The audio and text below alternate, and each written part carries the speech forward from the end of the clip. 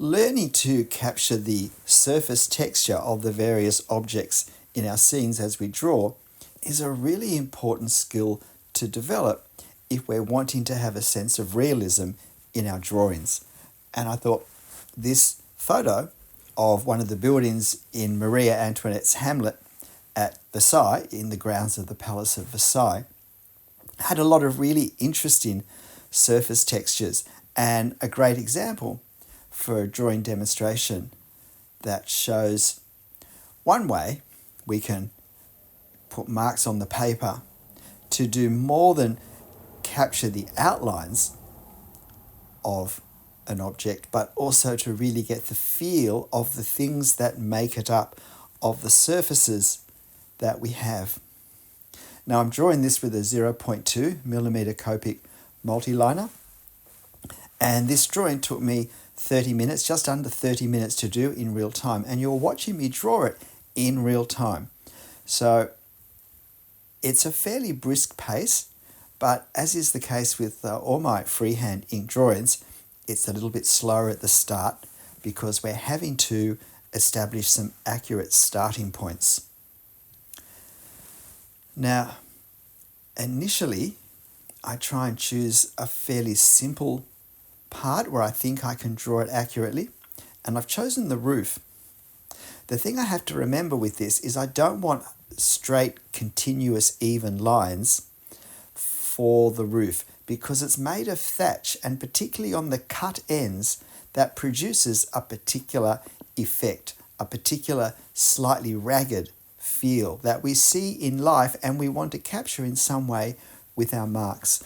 I think this roof is also a great example of the principle in drawing that I have, that I try in my reference, whether it's a photo or whether I see in real life something in front of me, to see the shape, and by shape we mean the two-dimensional outline.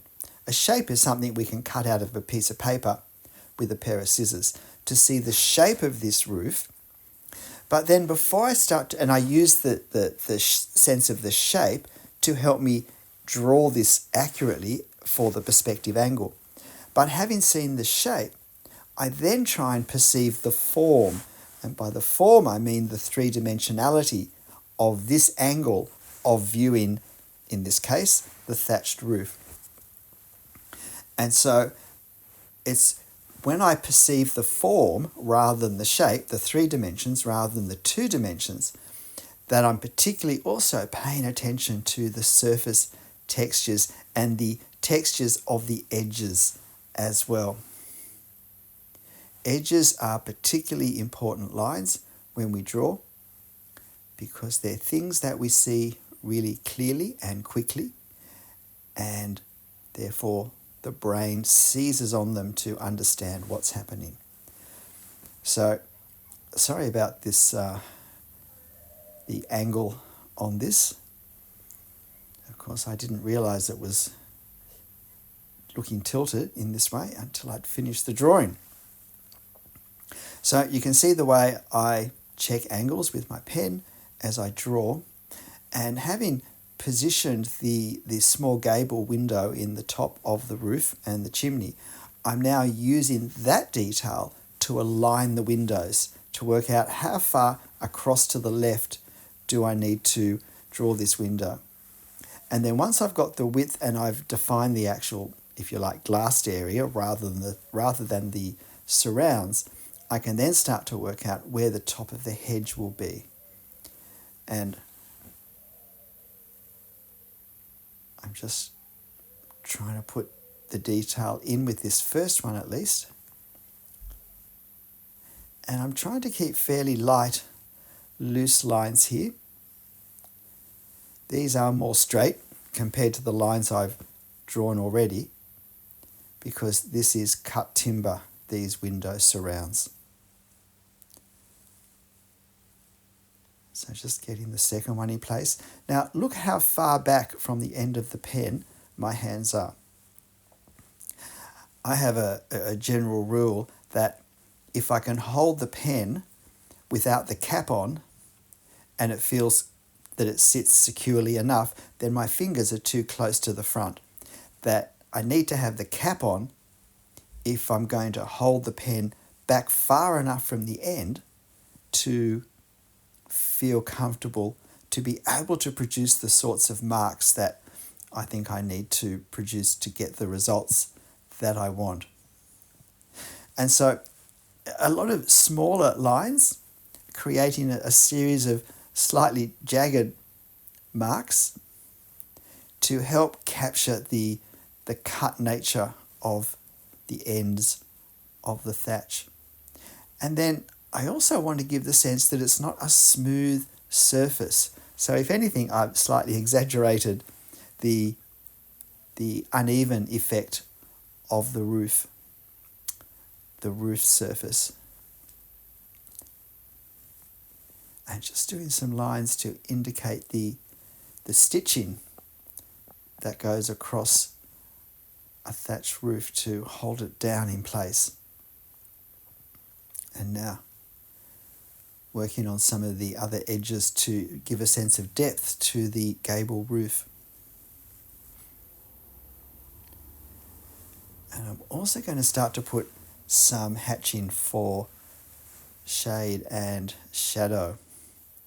This is a hot day, and part of the way we can sense the summer sun in our drawing is by having a strong contrast between the areas that are in sun and that aren't in sun. And this area up under the gable is probably the darkest, or one of the darkest areas that we have.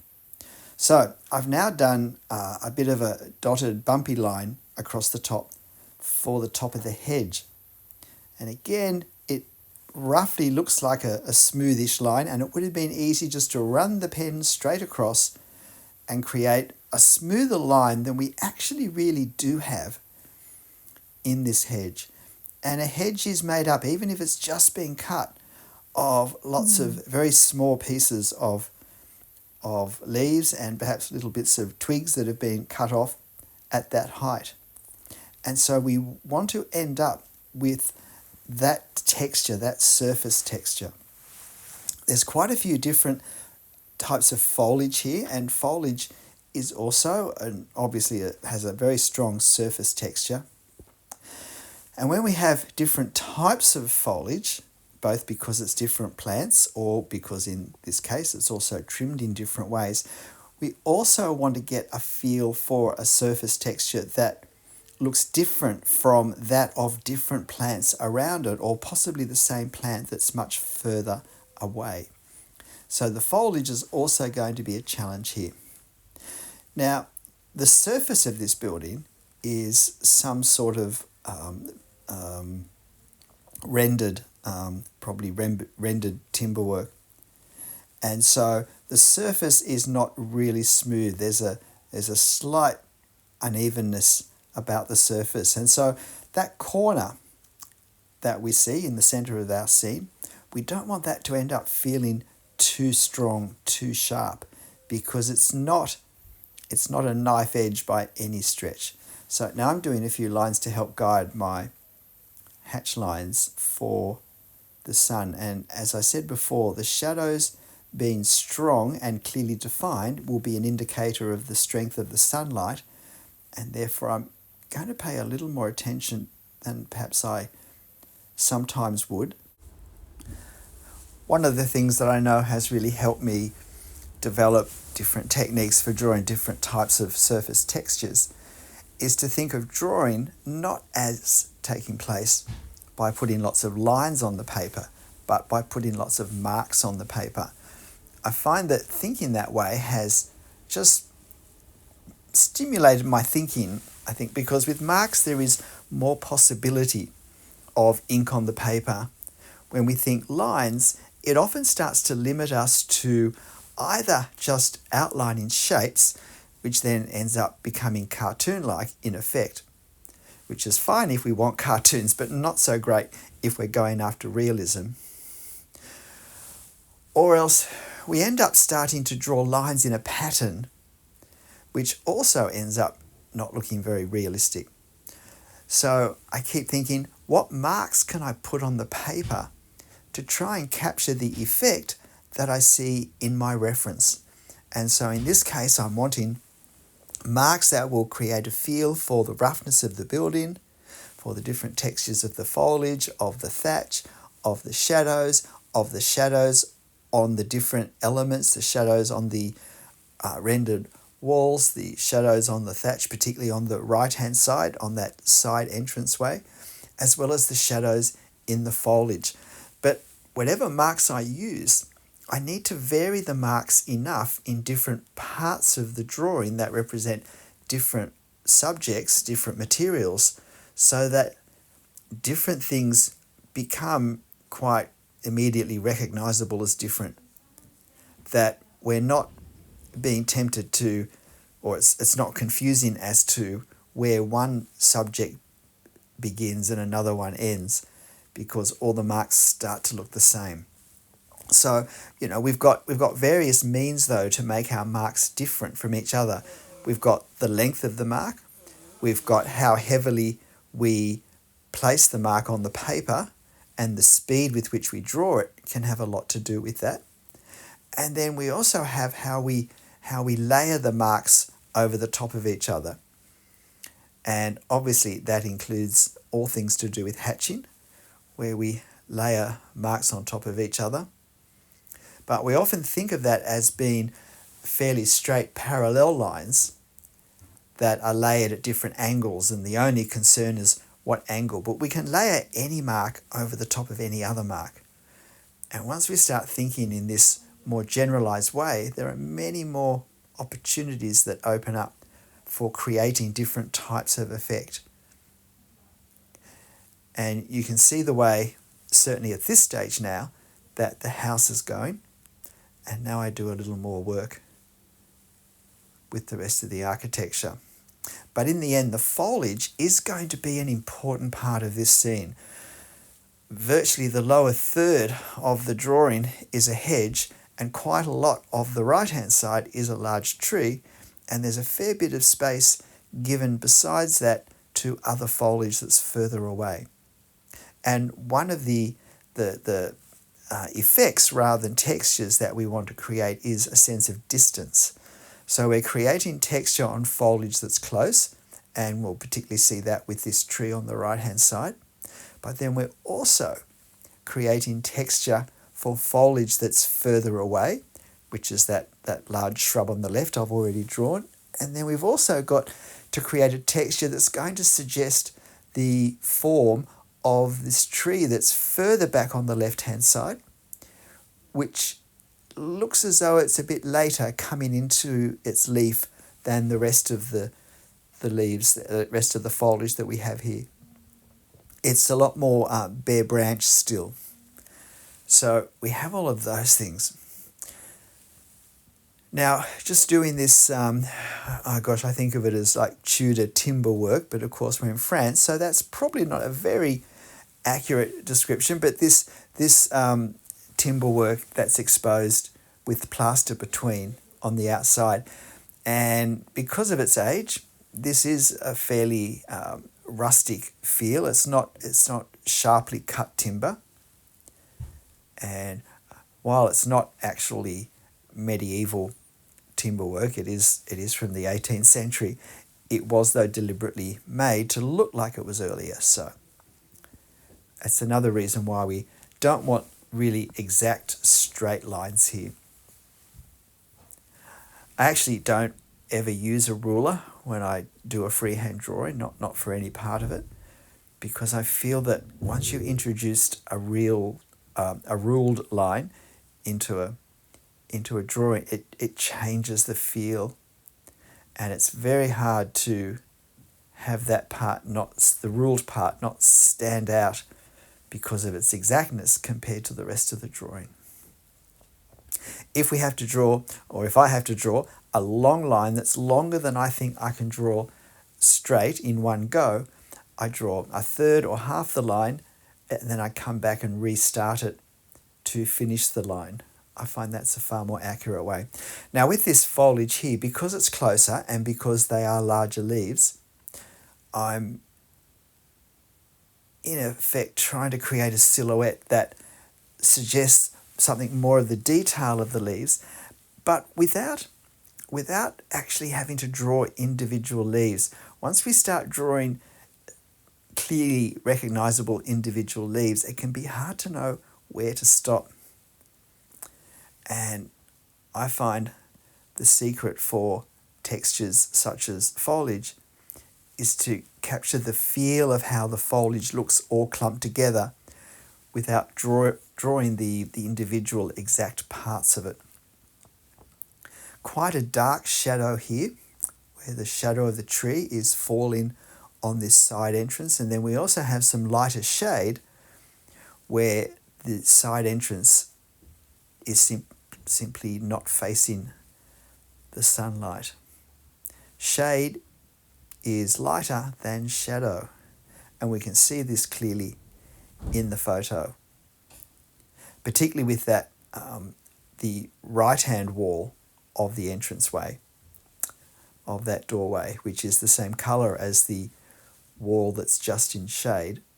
We can see how much darker the shadow on that is from the shade on the other. I have a video on the difference between shade and shadow. It's a really important distinction to understand, and to understand in theory the way shade and shadow works, because that makes it so much easier to see what's happening in life when we have a reference. So much easier to see what's there if we have a fairly accurate expectation of what's there. So now I'm doing this railing work. I've actually drawn this same cottage, for another video looking straight onto it. It really is a great drawing subject. And there's a rail here now that I'm just doing. So now we're looking more at the foliage. And I want to do the foliage going up some way on the right-hand side, because I feel that's part of the balance of this scene. And it's certainly part of these wonderful gardens of Versailles. And really the tall tree we see in the background on the left is, I think, beyond the hamlet. So trying to find marks, keeping them light, keeping them small. And notice I'm not trying to draw long branches, long sinewy branches, snake-like effects. I'm really looking at the value, the very light shapes of darkness that we can see against the sky, against the paler, the lighter value of the sky. By value, I simply mean the lights and the darks, once we take the colour out of it. So if we wanted to understand the values in this photo, if we had a digital copy, we would simply desaturate the photo, and then we would see the values without the distraction of what the colour is. We can have very different colours that look very clearly different in life, whose value is almost identical, where they look the same sort of shade of grey once we take the colour out. And of course, drawing in black and white, in black ink on white paper, I'm doing that. I'm needing to take the colour out when I draw it. And sometimes that means it may be better for me to make some adjustment to the value for the sake of greater clarity. That's not necessary when we have the colour involved. And so just working on these shadows a bit now before I get stuck back into the foliage of the hedge and of that tree to the right.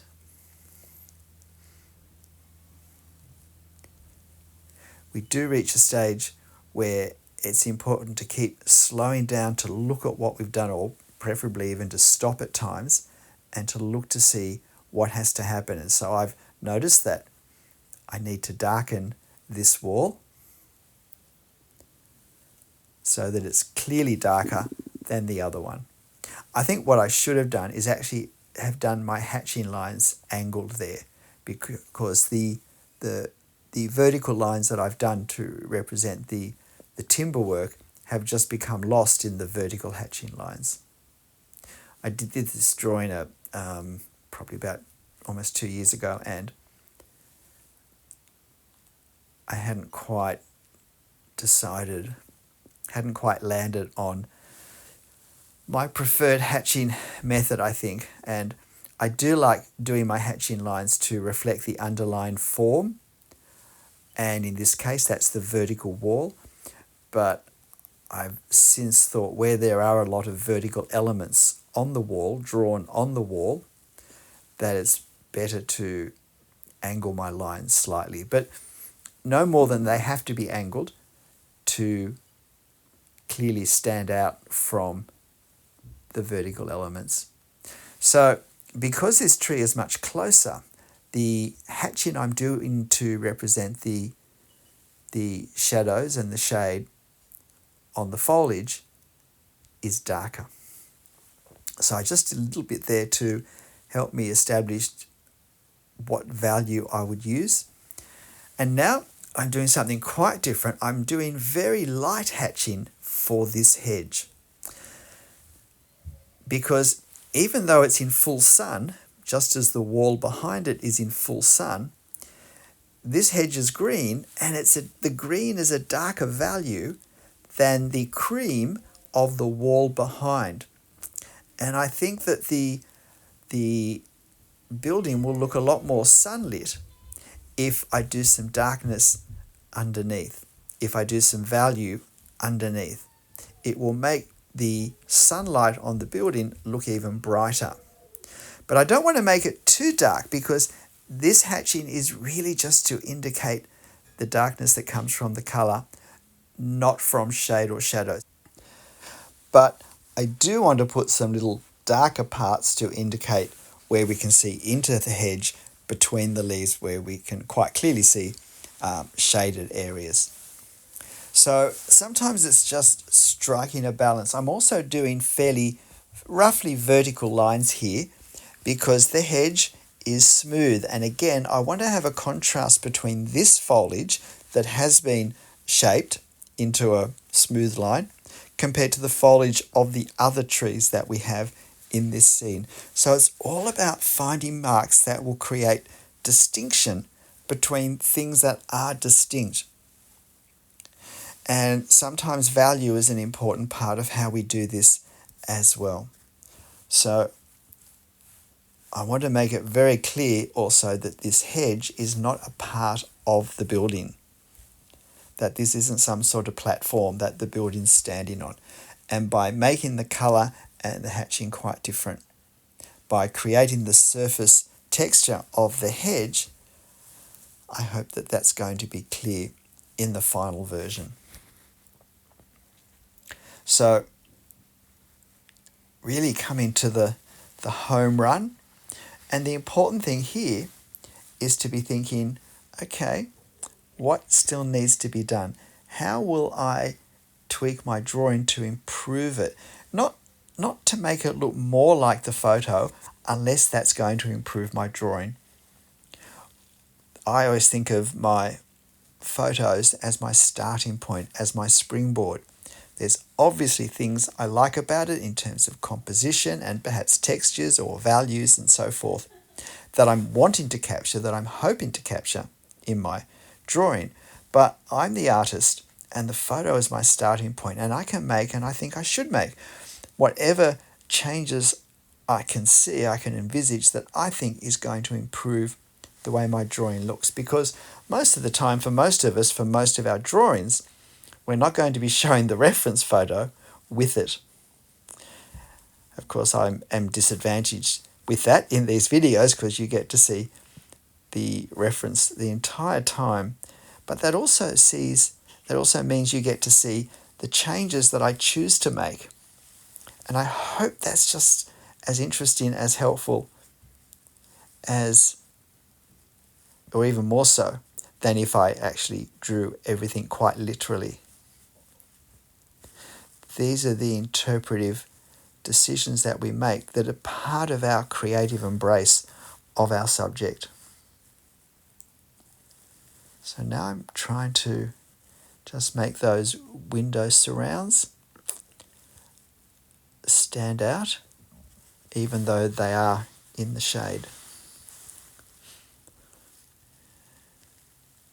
So I'm now just darkening values to create some stronger areas of contrast. And I find this is a very important thing to leave until the very end to do, to put the very darkest areas. It's too late by now to leave any white areas. We needed to have left them before now. But if we want to increase the contrast, and that's often a really good thing to do, either for clarity or to simply increase what I like to think of as the visual drama of our scene, then doing that, but doing it very selectively. Again, it's easy to somehow switch into autopilot and just to start adding more values and end up putting too much darkness over too much of an area, and somehow we now lose some of the sense of reality, particularly some of the sense of distance that we might have created, and that we would have been better off waiting earlier for. Now, have a look at this corner in the centre of the drawing, that main corner of the building. Again, notice I didn't do a straight line down. I did do a very pale line, which was part of my plotting, my, if you like, pen underdrawing line. But then I came over it more heavily, again with not a terribly even line, but as well as slight wobbles, because I didn't want it to look too exact. There's actually a few little gaps, not evenly spaced, and that's to indicate the fact that the light is bouncing around this corner, not on an exact line. And so that's how I've tried to help create the effect of this slightly rounded corner edge. And so now I'm working on some of the values in this further part. All the time pausing. See, this is a pause. Take the hand away. I have a look. Is that working? Again, do it again. Is that working? Now I switch to this other side. And there is stronger colour value on the right-hand side, I think. There's somehow less glare, less bouncing light, and that leaves the green looking slightly darker. And so I've done slightly more hatching to reflect that.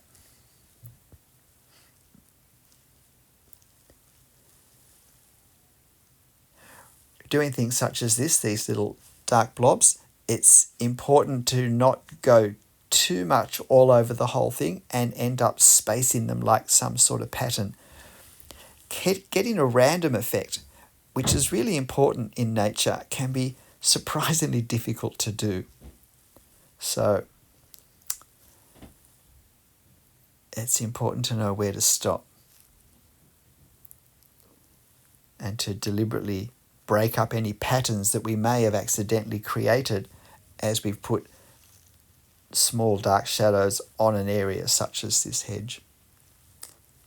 So how do you think it's looking? Please hit the like button for me if you found this helpful. There is no way to do surfaces, to do textures. It's always really observing hard to understand the texture that I'm looking at, and particularly in the light and at the distance that I'm looking at it in, and then to work out what marks will achieve this. G'day, I'm Stephen Travers. Hope this was interesting. Why not have a go drawing this? But in the end, whatever you draw, however you draw it, whatever surface textures there are or not, and whatever marks you do or don't use, make sure you have fun. I'll see you next time. Bye.